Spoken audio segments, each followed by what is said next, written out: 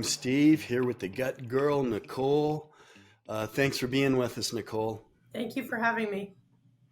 Hey, I just want to say if you guys like this content, please like and subscribe to the channel. And if you're looking for peptides, there'll be a link in the description and use the promo code Vitality2 for $10 off. So, Nicole, let's talk about cravings. It's weird. People get all kinds of different cravings. That means something, right?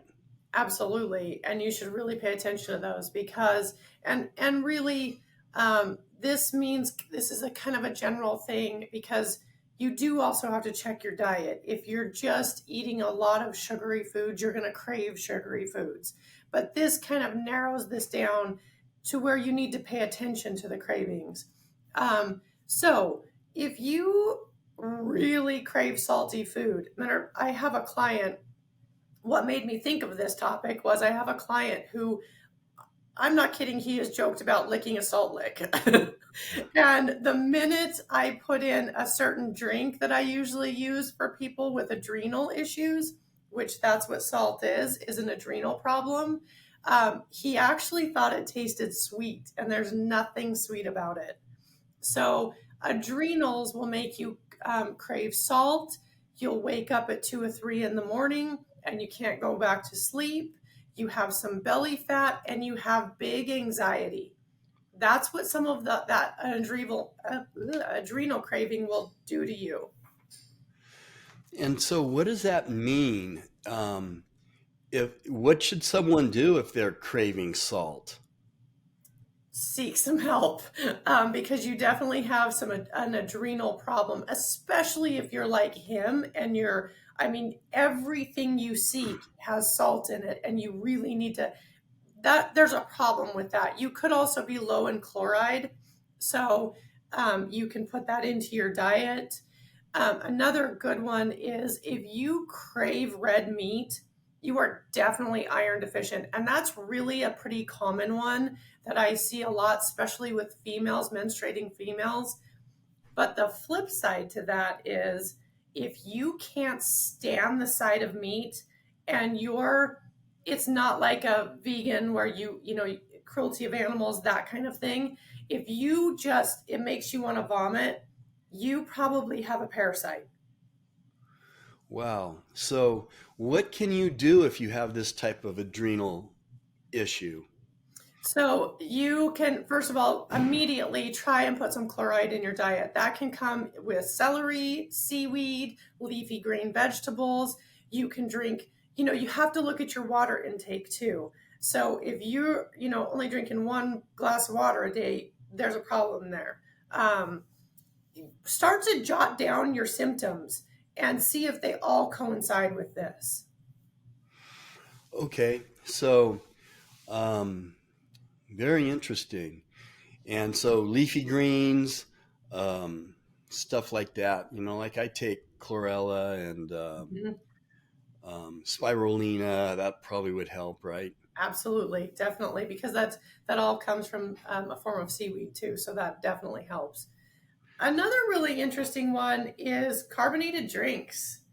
I have some people that come in here that are like, I can't give up my carbonation. It makes my stomach feel good. I just can't do it.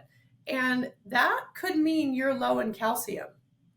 Hmm. So definitely need to figure that out. A good solution to that is Celtic salt. Celtic salt, yeah, a pinch of it, put it on your tongue, and drink 8 ounces of water a day. Really helps with calcium. Isn't uh, low calcium or calcium depletion, isn't that kind of rare? It is. But as you get older and you have not eaten a good diet or you have nutrient deficiencies, your production of calcium will go down. So that's where we get osteoporosis, all that kind of stuff. Wow. Okay. So, is there any other, off the top of your head, cravings that indicate something? So, a big one for women is chocolate.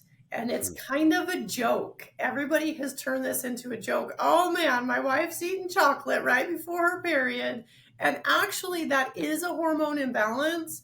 So you might want to check it out. If you can't stop chocolate, there's a reason hormones are not in balance. And also, you're low in magnesium.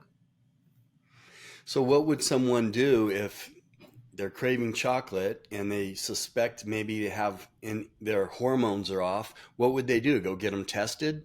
Absolutely, you guys. I cannot stress this enough, and it's not done enough. Go get your hormones tested and get them done. If you're a menstruating woman, you should get them done between days 19 and 21 of your cycle. That's where you'll get the best indication of progesterone, estrogen, and where your testosterone is. And are those the only tests they should do for their hormones, or is there others?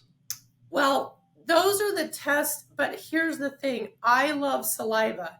And if you do have a massive hormone problem, I love dried urine testing, which is a Dutch test. I actually don't love blood testing for hormones unless you're not menstruating anymore.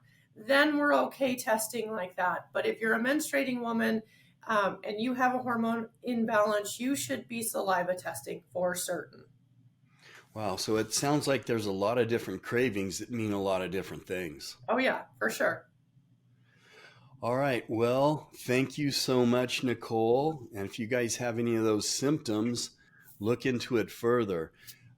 Nicole, thanks for being with us. Thanks for having me. Yeah, and if you guys are looking for glutathione NAD, hit the link in the description and use the promo code Vitality2 for $10 off anything you buy. We'll see you next time, Nicole. Thank you.